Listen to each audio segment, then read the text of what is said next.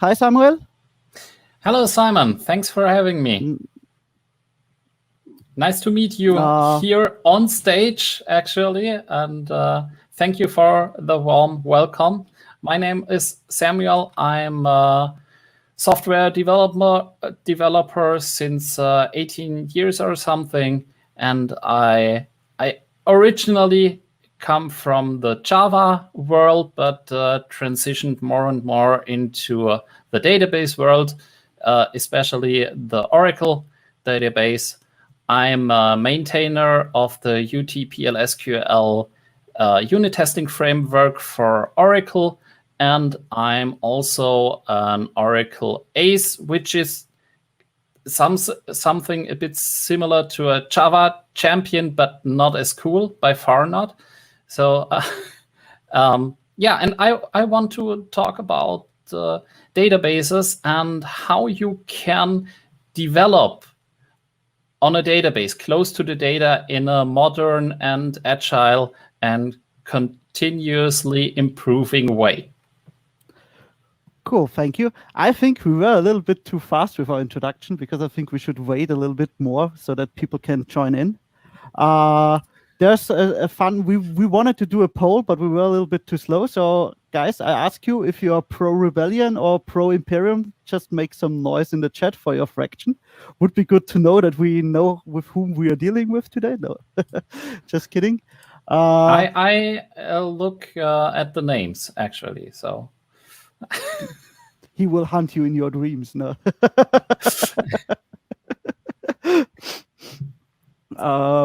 Yeah, and well, just as an information regarding the talk, the talks are pre-recorded, so for safety purposes, we recorded those streams in advance.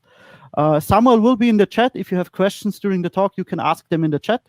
And after the chat, we have enough time if you want to do some if you have some questions, and I will read them out loud, and Samuel will answer them if they have not been answered sufficiently in your opinion.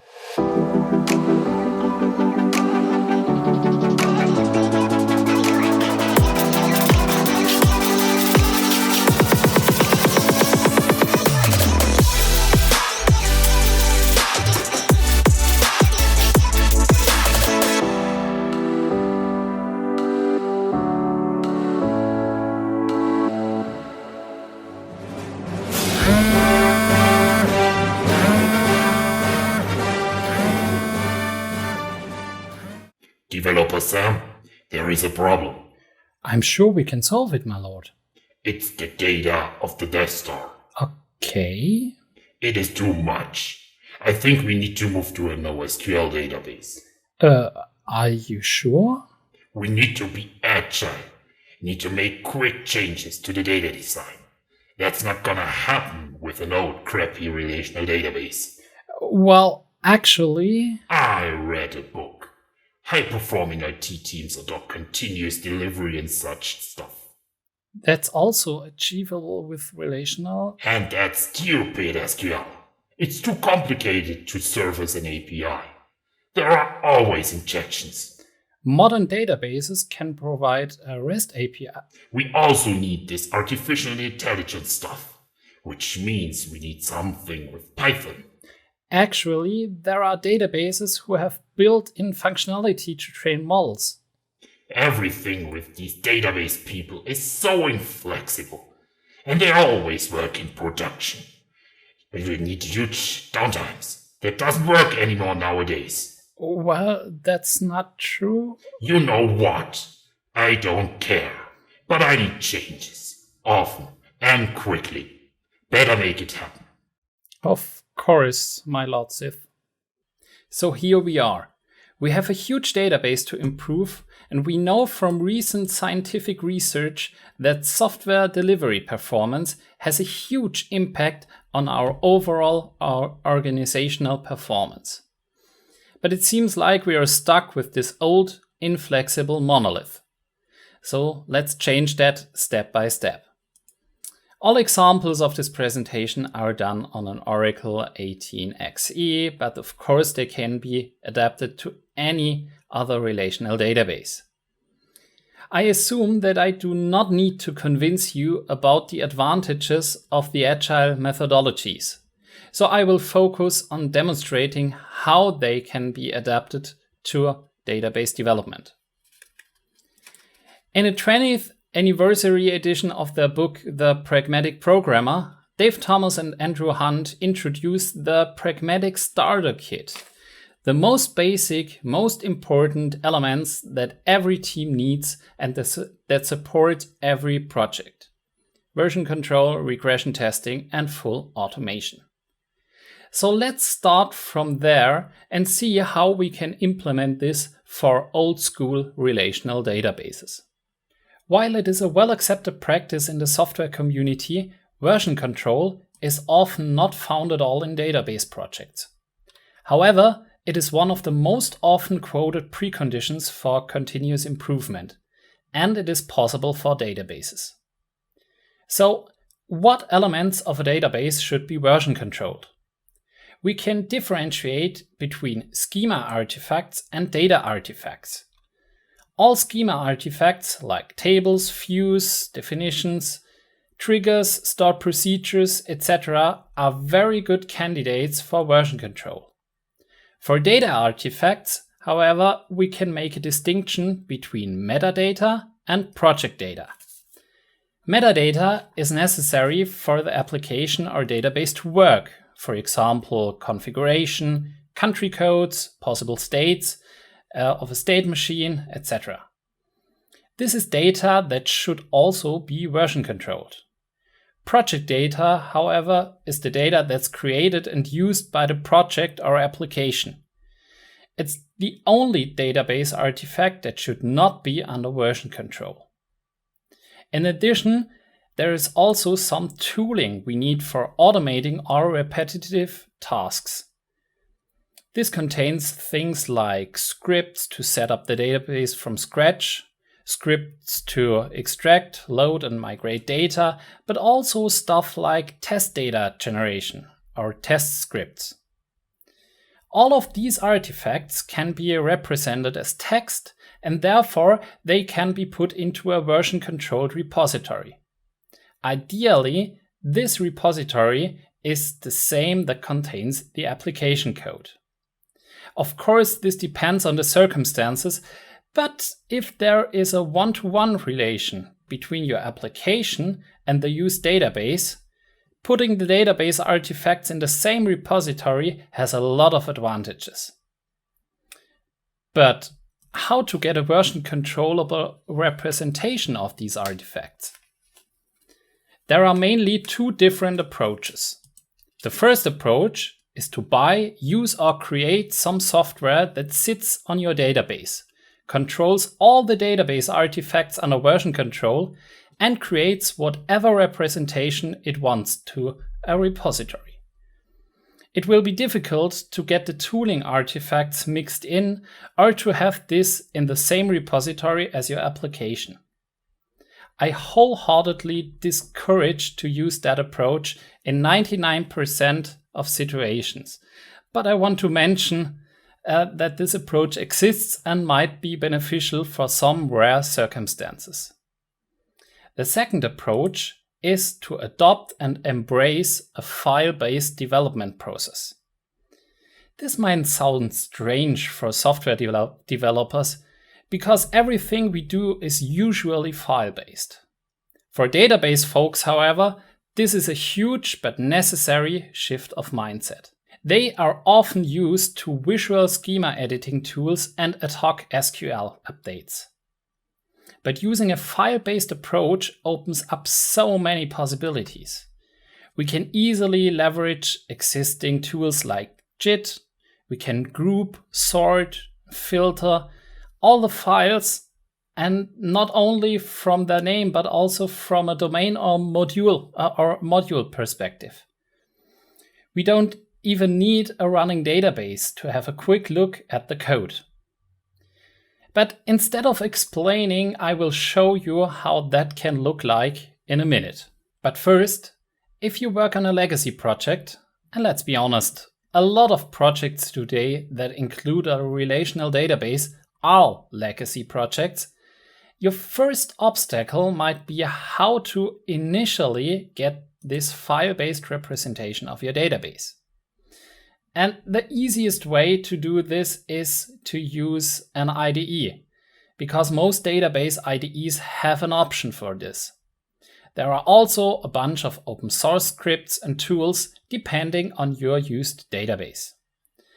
The results might not be incredibly awesome because they group artifacts by type, but it's a good starting point. Once you have that base, you can easily tweak your file and folder structure every time you actually work on a specific part of the project.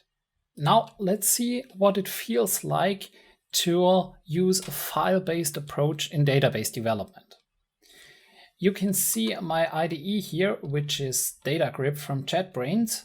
And if I open my file panel, this looks a lot like any other software project.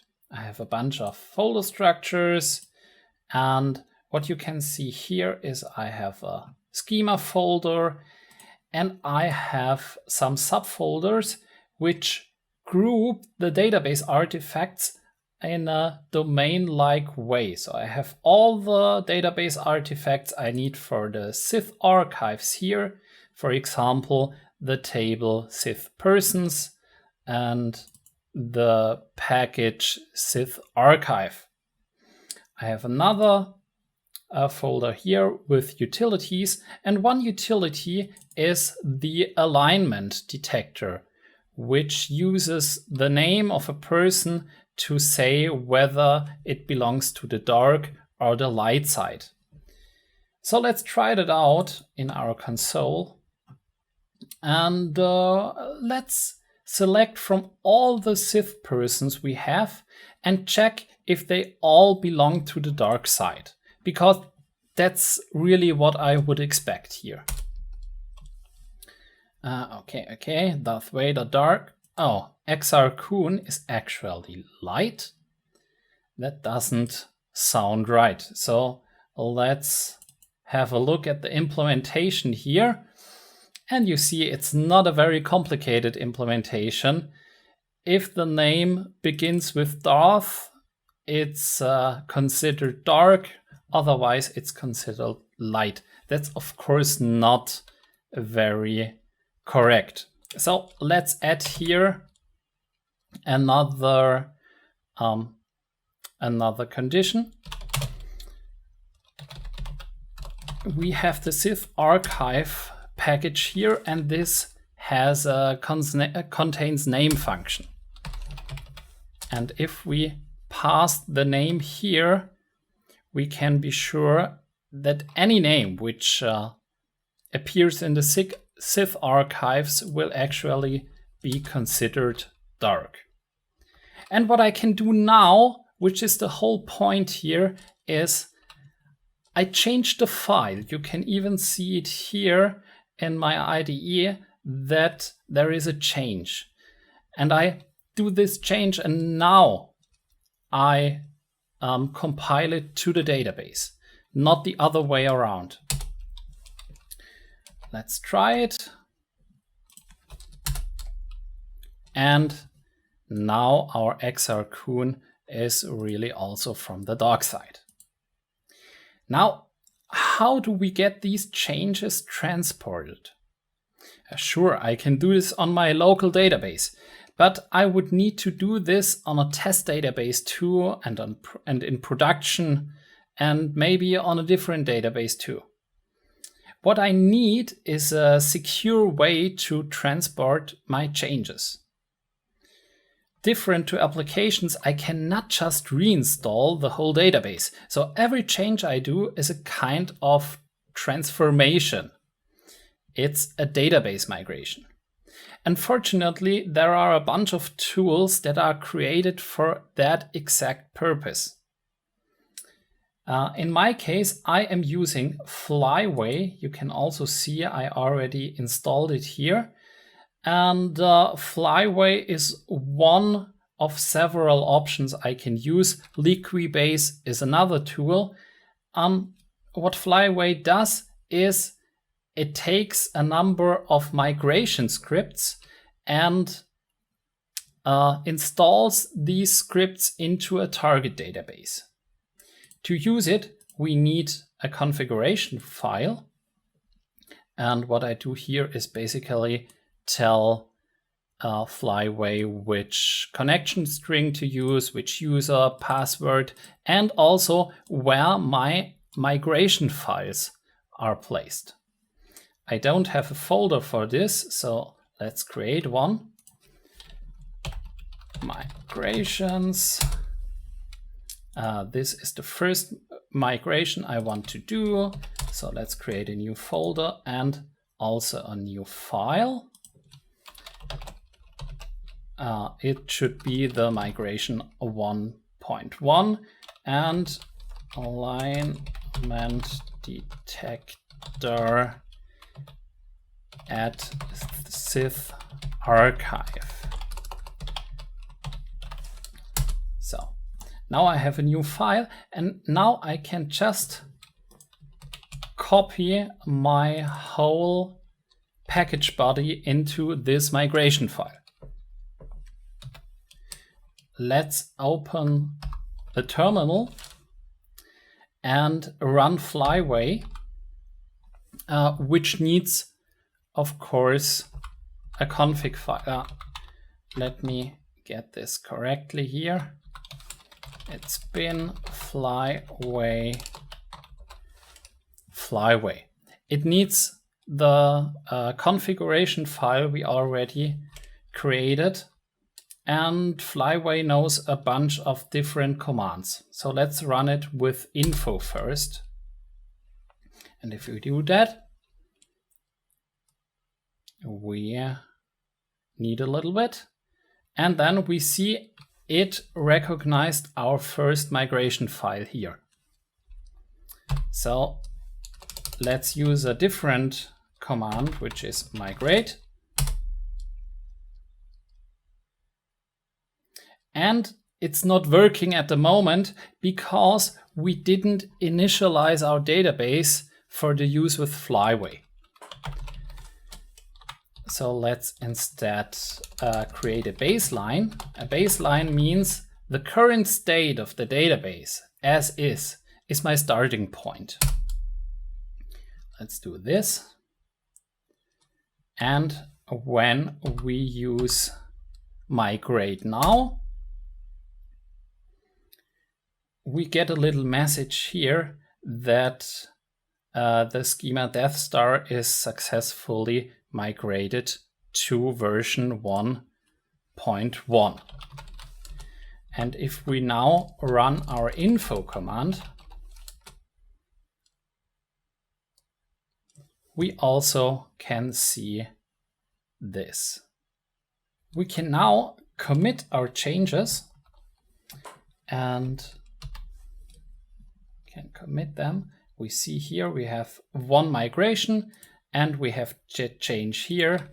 So let's say alignment detector uses Sith archives now. And with that, we have our first little change of the database. And this change can now be transported to any database we want. Let's create another change. At the moment, everyone is accessing the Sith persons table directly. That means the table is tightly coupled to the application code. And that again limits our possibilities to refactor the database code. And we really want to hide the table behind a view. To keep our public API the same, we need this view to have the same name, of course. So let's first rename the table into characters. Characters is a better term anyway. And what we need next is Sith persons view.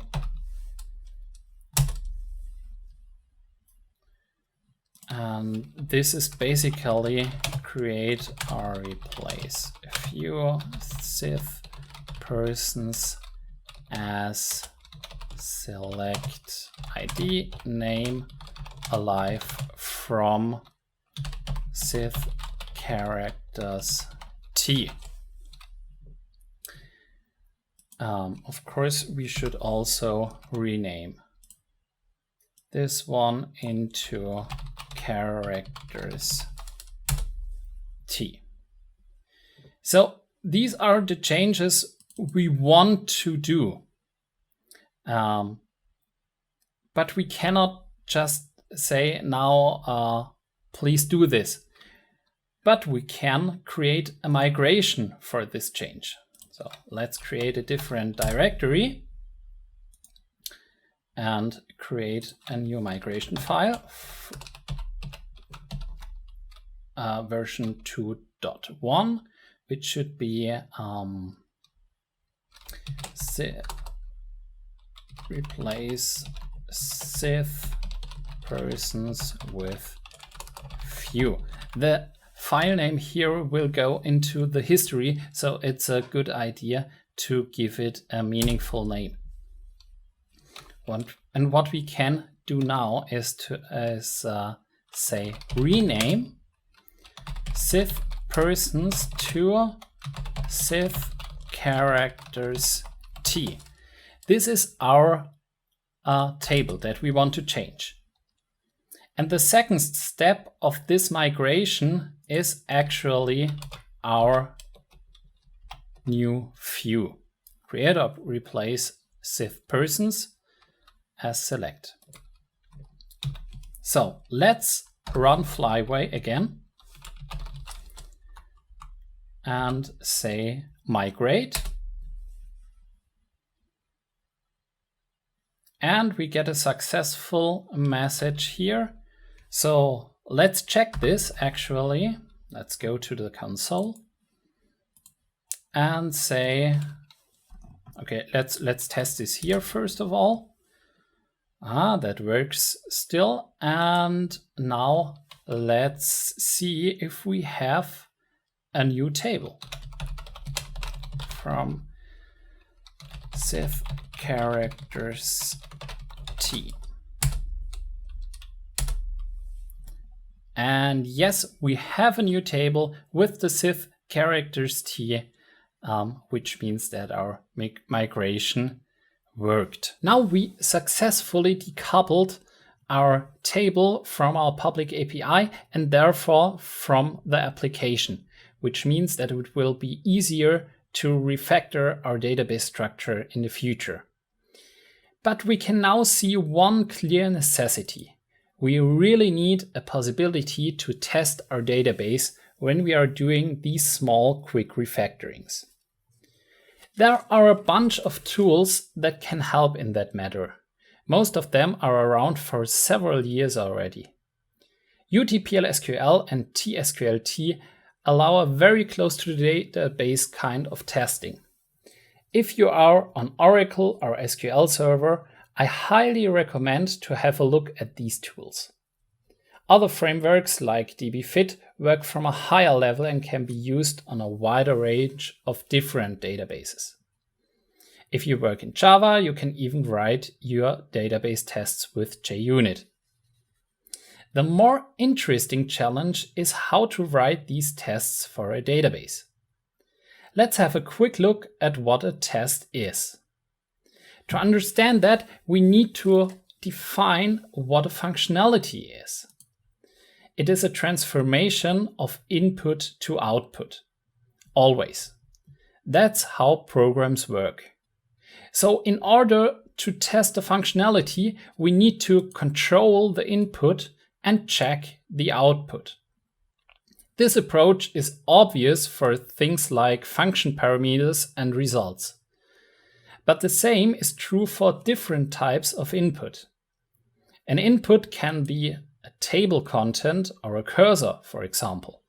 An output can be a certain value in a specific table, or maybe the existence of a row. If we look at testing from that point of view, we get a way better idea on how to test databases. We need to identify the inputs and outputs of a database functionality.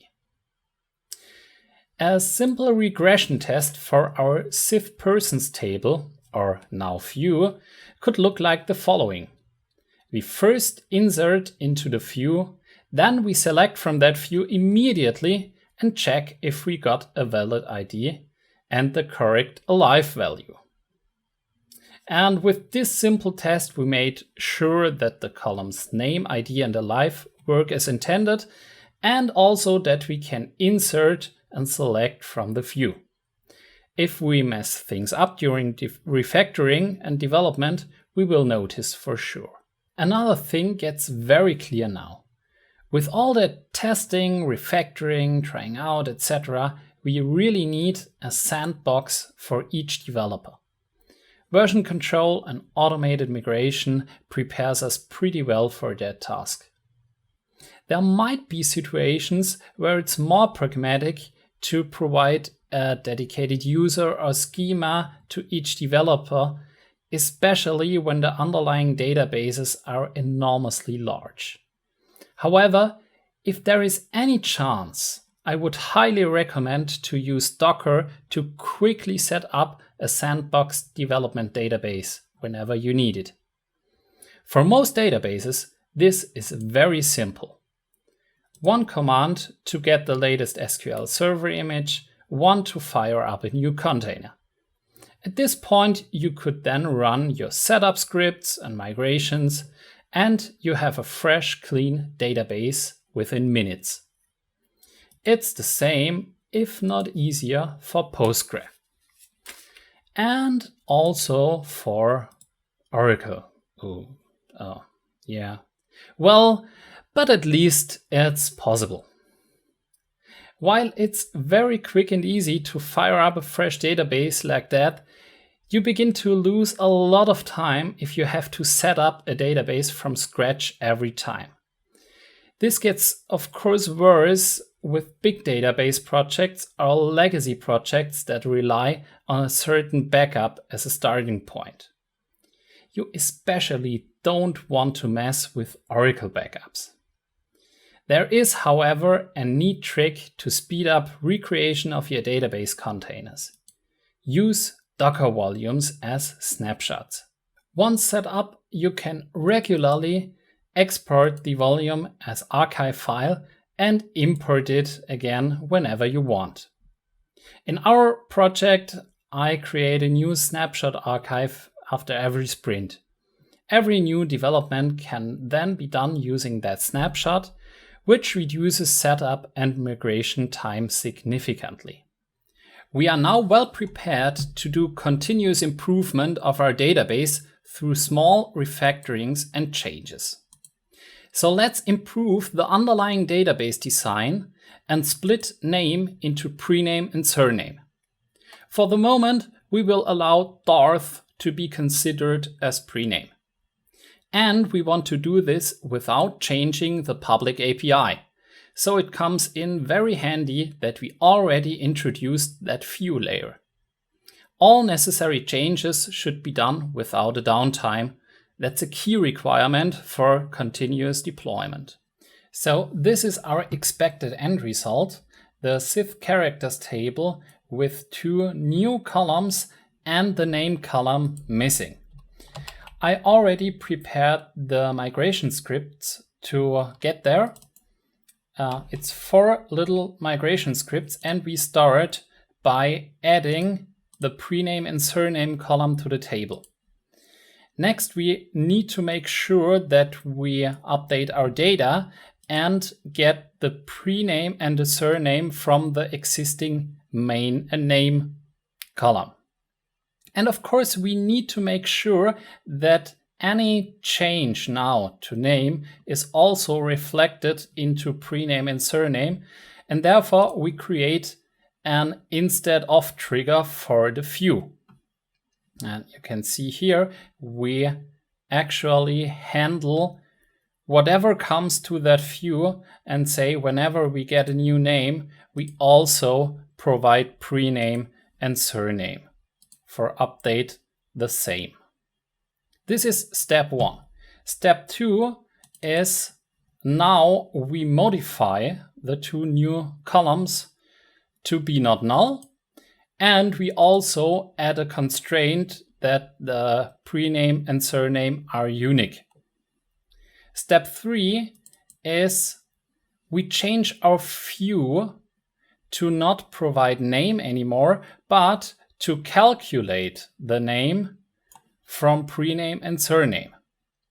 And of course, if we take away the name, we also need to adjust the trigger so we don't deal with name anymore.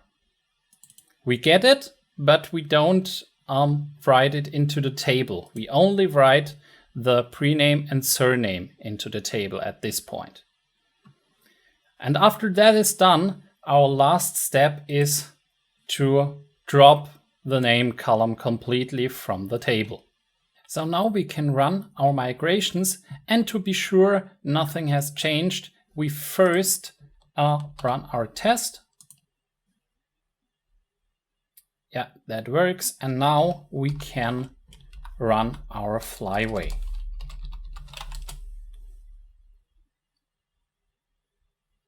As you can see, the migration scripts get picked up and are processed. And now we can rerun our test and everything works fine. So if we now look into the underlying table, we should be able to see the prename and surname.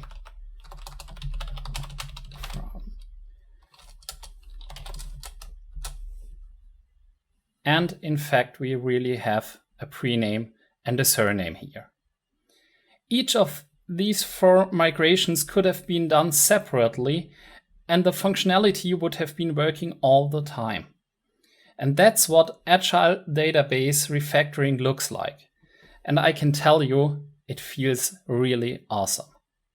However, there are of course impediments to this way of database development. And the first and hardest to overcome is not even technical, it's cultural. That's something Scott Ambler and Pramod Sadalage already wrote in 2006, and it's still true today. So my final piece of advice is the following. Get there together. Chances are you had a lot of time to get used to agile methodologies already. Help your database folks to see the advantages, help them with the automation and tooling stuff like Docker, become a real team. Because modern relational database management systems have a lot to offer. And the database folks are the wizards who know how to do it. In the end, the huge amounts of data of today live in the database. And in a lot of situations, bringing the tools to the data is a much more pragmatic choice than carrying the data to the tools. And that fact, that change of perspective, might be the cultural challenge for you. Thank you.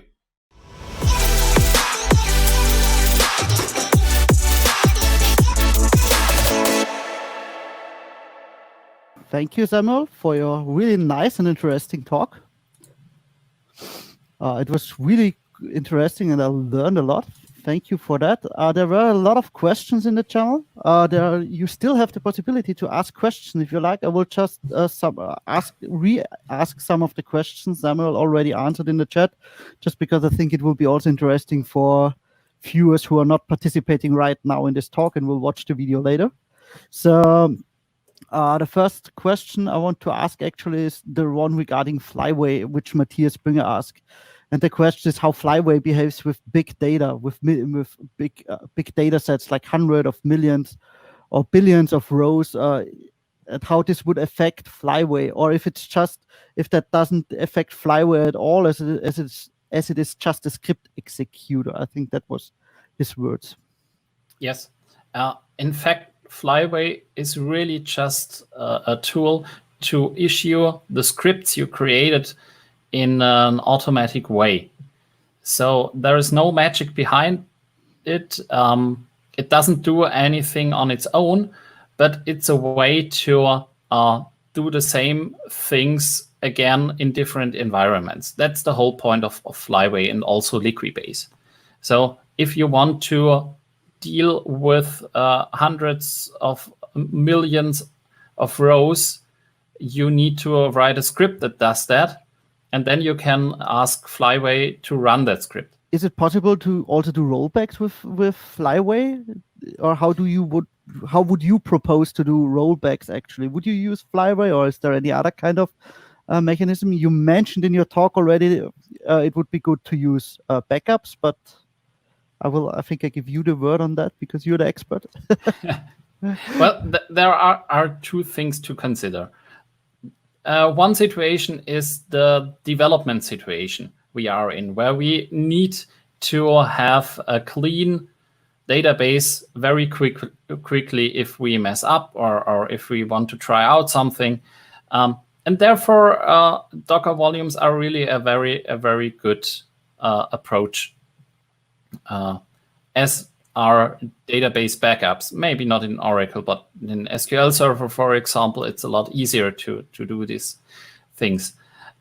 The other situation is how do I roll back changes I made to a production database? And the answer, from my point of view, is you don't. Because at that moment where you pushed something to production, you changed the database and people worked with that database. And maybe you added some new functionality and people used that new functionality.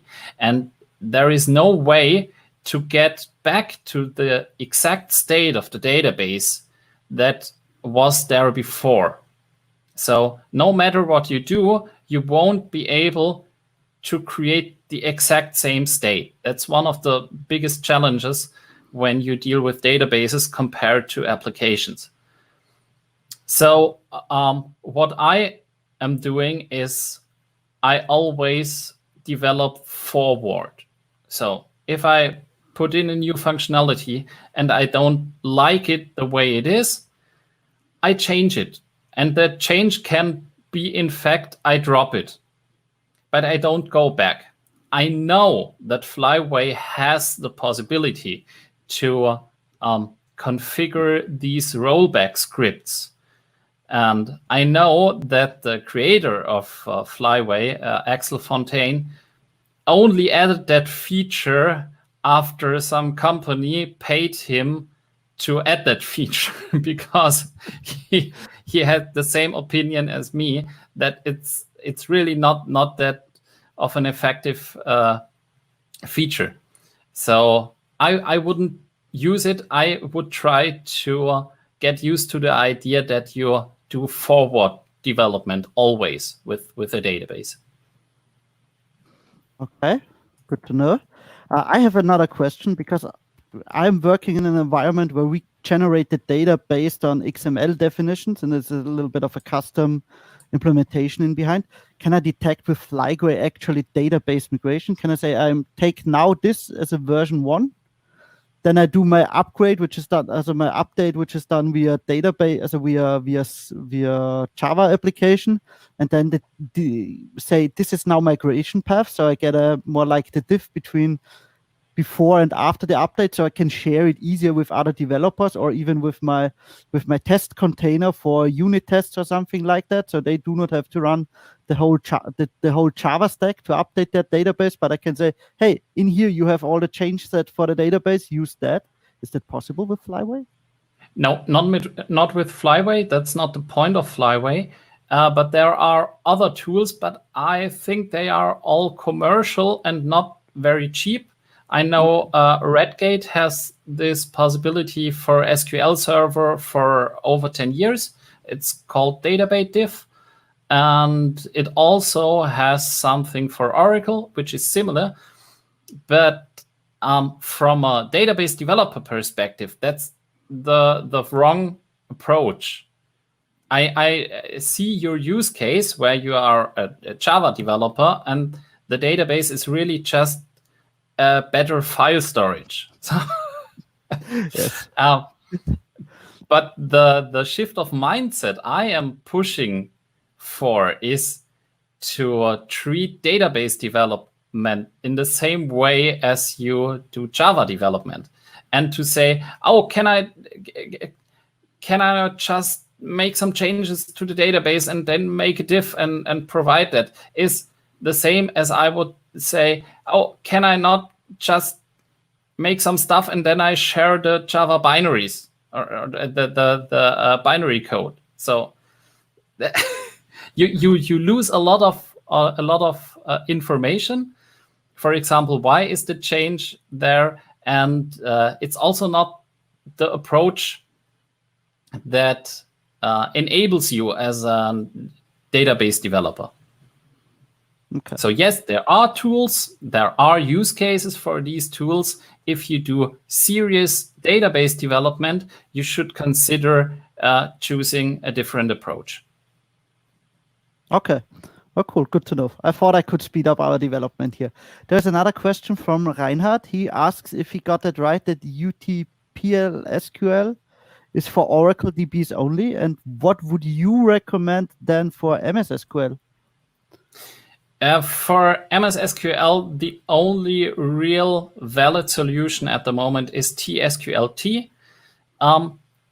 It has some neat little advantages because SQL Server can create transactions around data definition. So in TSQL-T or in SQL Server, you can actually do mocking if you want to, which is pretty handy sometimes. In Oracle, that's not possible because you cannot put DDL inside of transactions. But for SQL Server, TSQL-T is still the #1 unit testing utility. Okay, and then there's another question just right now from Roman. Baseline must somehow end up in version control. Which tool do you prefer for this? Yes. The problem is that in reality, we often start with a legacy project. So how do I get my database artifacts of the legacy project into version control? And I think the most important thing is to decide which of the stuff in that database is something I need in version control and what not. So what is project data and what is, for example, metadata and schema? To get the schema into version control, there are some tools. Most IDEs have some at least simple tooling to reverse engineer a database. So you read a database and you get a bunch of files with table definitions and views and packages. In Oracle, you can also use DBM as metadata to create that, or DBM as DDL.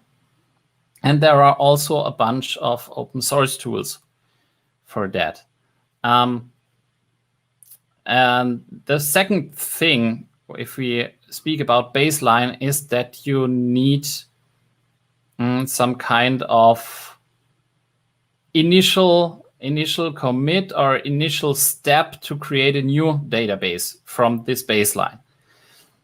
And that's not so easy, because if you have a decently sized project, there are lots of data and you don't want to script all that data. So my approach here is to have a baseline backup, that I say, okay, this is my point in time where I started with that migration approach, and this is my baseline backup. And I use that backup as a starting point. And there are already a lot of things and data and stuff inside. And it might not be the best solution on paper, but it's a very pragmatic and good working solution without the additional amount of work you would need to script all of this stuff. Okay, thank you. Okay, I see. Schema is most interesting. I would try to use an IDE. Which database vendor are we speaking about? Oracle or SQL Server or Oracle? Okay, in Oracle, I would recommend go use the SQL developer. And there is a function to extract the schema into files. That's your starting point for your version control. The starting point for baseline would be a backup. So you create a backup of your database, and you import this backup every time you create a database from scratch, and then tell Flyway, this is my baseline. Does that answer your question, Roman? Yeah. On the side, I just want to ask out of curiosity and also to give other people the possibility to ask further questions. How did you come? How did you? How to say that? How did you drop into that database topic? Was it just out of curiosity at work, or did you have the basic need for that in your work environment, or what did you bring that?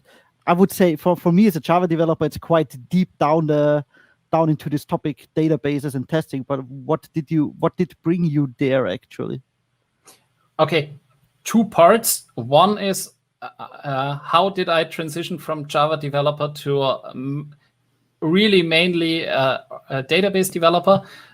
Change of jobs, pretty easy. I always worked with databases to some degree, and I knew what a package and procedure and trigger is before. But when I switched jobs, I really had just a database project, and then I focused on that. And the second question is, how did you get started with that database testing and automation and stuff? That project that I took over was or had an API to a SAP system, a subsystem.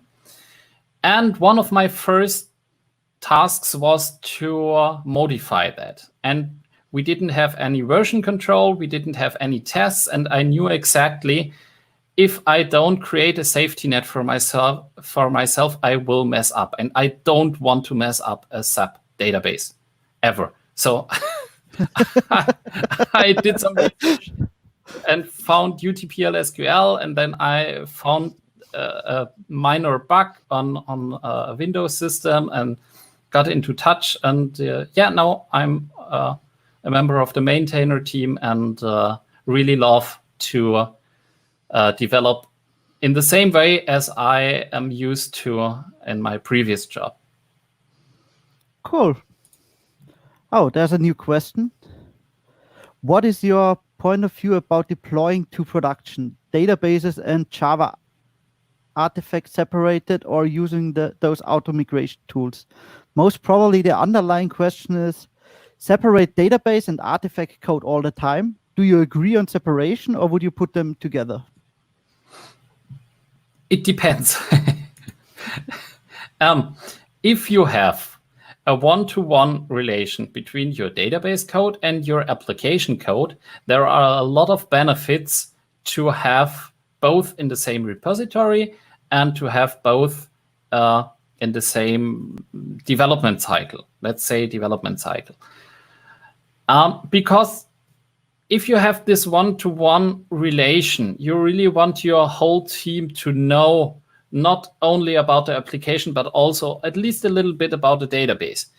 Because what happens if you don't have that shared team understanding is that Java developers will start to query the database for all the data and filter in Java because they're used to, and database developers will start to try something fancy with 30 joins, which might be a lot easier to do in Java. So if you have this connection, really embrace this connection.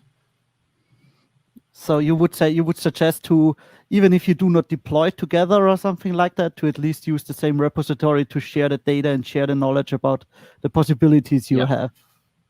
Okay. Yes, exactly. And in terms of deployment, I tried to showcase in my talk how you can create migrations in a way that give the application developers time to keep up with changes.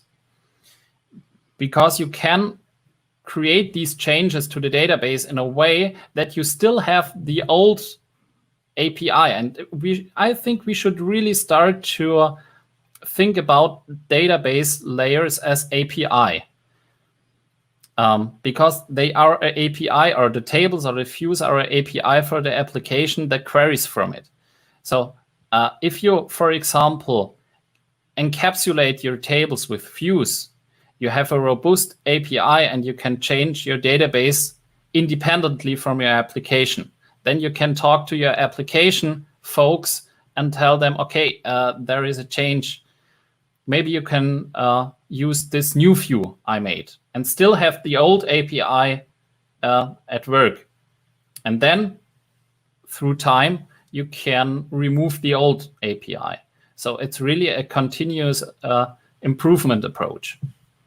Okay. Matthias just specified his question. It was not more about the implementation time. It was more about the development, the real execution of the deployment, actually.